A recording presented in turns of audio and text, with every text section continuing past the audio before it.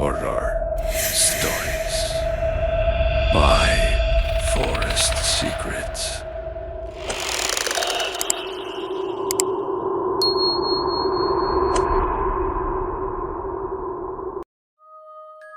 Hindi ko pa rin alam kung ano talaga ang sumagot sa amin noong gabing iyon.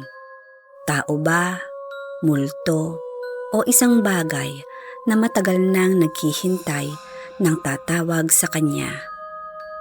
Isa lang ang sigurado ko, sa 7 magkakaibigan na pumasok sa abandonadong gusaling iyon para maglaro ng Ouija board, 6 lang ang nakauwi ng normal.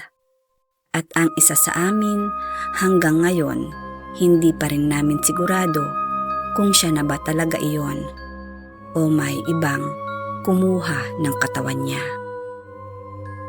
Kung mahilig kayo sa mga totoong kwentong kababalaghan, samahan ninyo akong balikan ang gabing sumira sa aming magkakaibigan at nagbigay sa akin ng bangungot na dala ko hanggang ngayon. Ako si Aris, 32 taong gulang na ngayon. 10 taon kong itinago ang kwentong ito dahil sa takot. Noong college kami, 7 kaming magkakaibigan. Ako, si Jessa, si Carlo, si Ken, si May, si Renz, at si Bea. Mahilig kaming maghanap ng thrill. Isang gabi ay may nabanggit si Carlo. Alam niyo ba yung abandonadong building sa may lumang industrial area? Ang sabi nila, dati raw itong opisina ng isang construction company. Saad ni Carlo. Pero nalugi yun. May mga trabahador daw na namatay habang ginagawa ang gusali. May isang engineer na tumalon sa ika-4 na palapag. May guard na natagpo ang patay sa basement. At mula nga noon, wala nang gustong bumili ng building. Siyempre, hindi kami naniwala. Hanggang sa may inilabas si Bea sa kanyang bag. Isang lumang Ouija board. Napatahimik kaming lahat.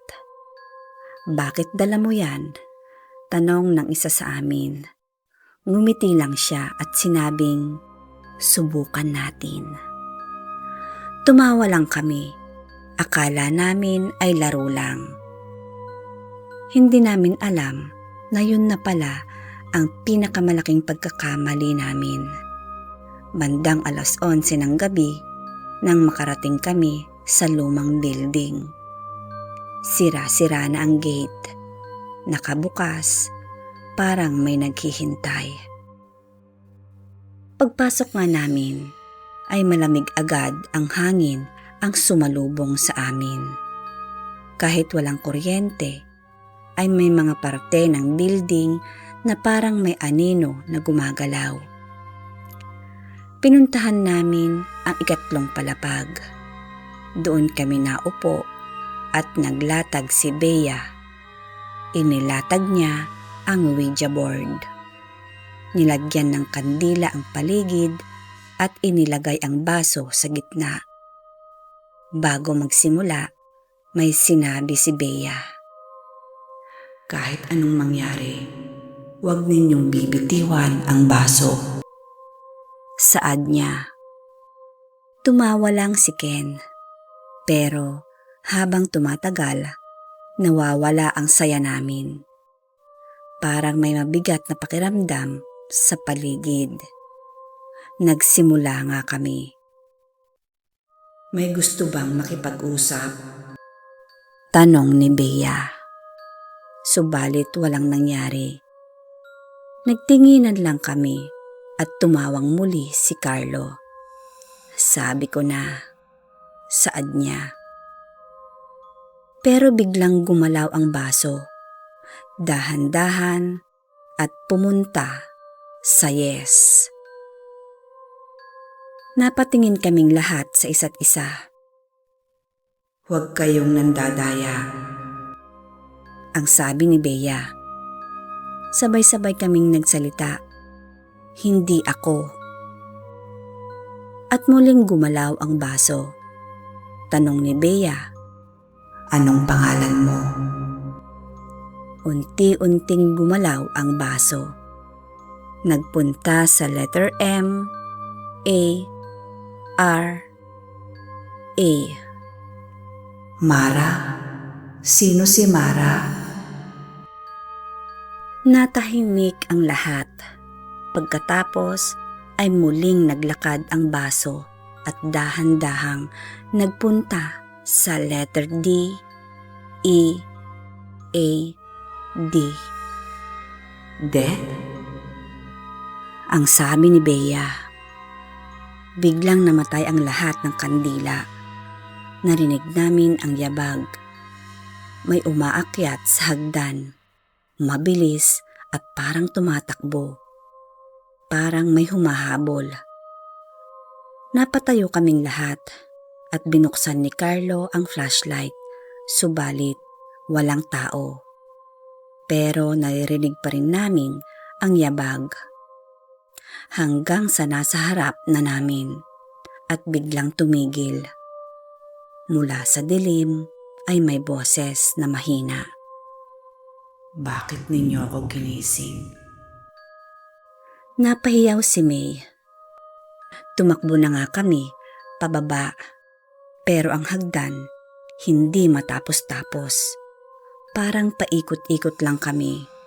Hanggang sa napansin namin, ay nawawala si Bea. Bumalik nga kami at tinawag namin siya. Tahimik lang. Hanggang sa makita namin siya, nakatayo na sa tabi ng bintana, nakaharap sa labas. Bea? Ang tawag ni May. Pero hindi siya sumagot. Pagharap niya, hindi na siya nakangiti. Namumutla, nanlilisik ang mga mata at ang boses niya ay hindi na sa kanya. Bakit kayo bumalik? Tumakbo ulit kami, pero bago kami makalayo, ay narinig namin siyang tumatawa. Hindi ko makakalimutan ang tawang iyon. Parang matanda, parang bata, parang maraming taong sabay-sabay na tumatawa. Nakababa kami sa ground floor. Akala namin ay ligtas na kami. Pero nakasarado pala ang gate. Kanina ay bukas iyon. Sinubukan naming itulak pero ayaw. Biglang narinig namin ang yabag mula sa itaas. Parang may dose-dose ng taong tumatakbo pababa. Tumingin kami ay may mga aninong nakatayo sa bawat palapag. Tahimik. Nakatingin lang sa amin at sa gitna nila ay nandoon si Bea. Ang ngiti niya ay kakaiba, nakakakilabot. Unti-unti siyang nagsalita. Hindi kayo makakalis. Naalala ni Jessa ang sinabi ng pinsan niyang albularyo. Kailangang magpaalam. Hinagilap namin ang Ouija board. Nasa bag pala iyon ni Bea.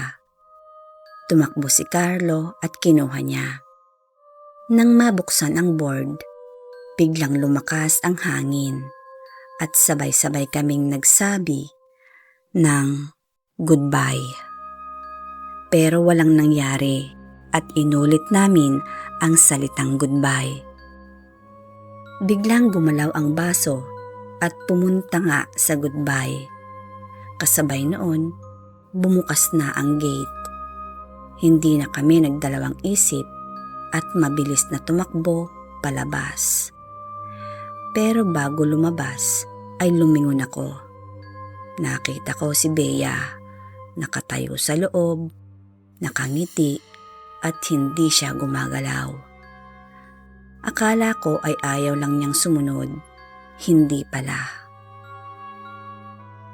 Kinabukasan ay bumalik kami, kasama na ang mga pulis.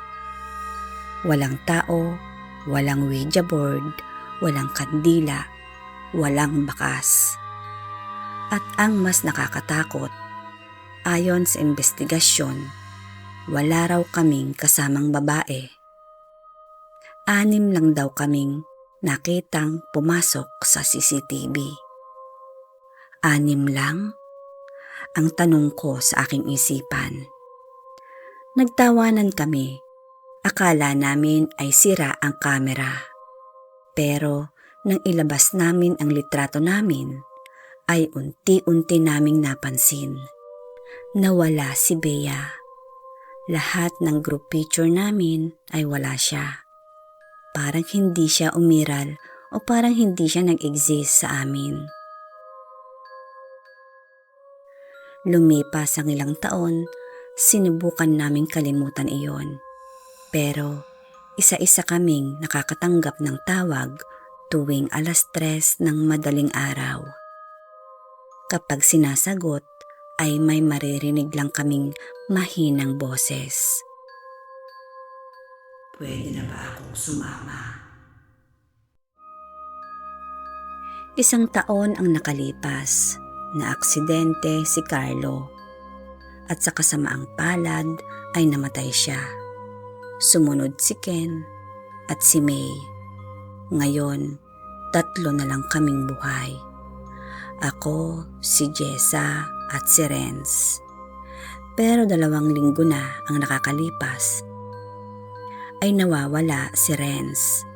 At bago siya mawala, nagpadala siya ng voice message at umiiyak siya.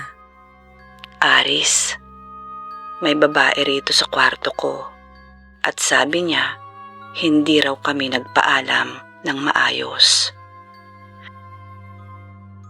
Yun lang, at magpahanggang ngayon ay hindi namin siya nakita o kahit makontak man lang. At alam ninyo kung bakit ko ikwinento ngayon ito. Dahil kagabi ay may kumatok sa bahay ko. Pagbukas ko ng pinto ay wala namang tao. Pero may nakapatong na lumang kahon. Binuksan ko at nandoon ang lumang Ouija board na iniwan namin sa abandonadong building na iyon. At sa ibabaw nito may isang papel na may nakasulat na 3 na lang kayo. Nang bilangin ko ang mga natitira sa aming magkakaibigan, napagtanto kong 2 na lang pala kami. At habang inire-record ko ang kwentong ito, ay may naririnig akong mahinang kaluskos sa likod ko. Parang may humahawak sa baso at may bumubulong. Handa ka na bang makipaglaro ulit? Kaya ang maipapayo ko sa mga malilikot ang isip na wag ninyong gagawing biro o laro ang pagtawag ng kaluluwa. Dahil ang paglalaro ng Ouija board ay hindi biro. Maaaring makatawag kayo ng kaluluwang hindi matahimik o di kaya ay masasamang espiritu. Nawa ay maging aral ang pagbabahagi kong ito ng kwentong kababalaghan. Sa ngayon ay lumipat na kami ng pamilya ko dito sa Quezon Province. At mas napalapit na rin ako sa Diyos at alam kong siya lang ang makakapagligtas sa akin.